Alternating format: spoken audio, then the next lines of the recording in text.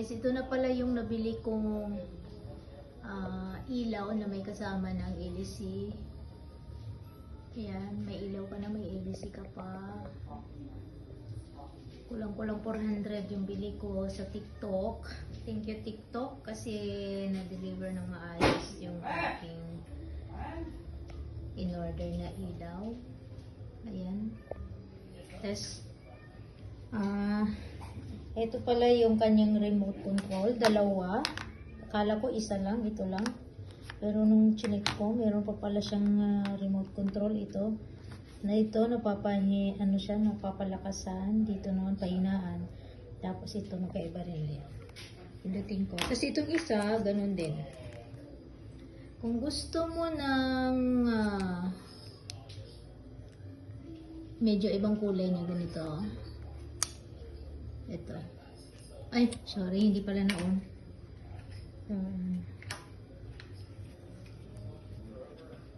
So, ito siya, para mag-iba yung kulay niya. Pindutin ko yung ito. Ayan.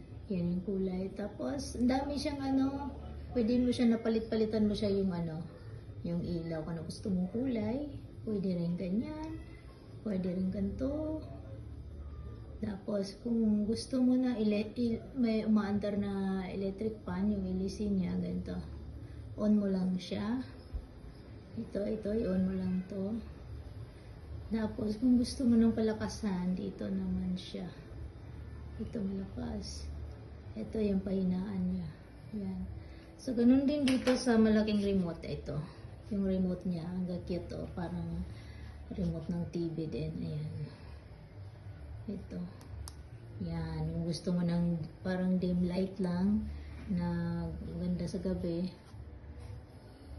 Tapos may oras siya. Ito 2 hours. May 4 hours. Yan. Meron ding 1 hour.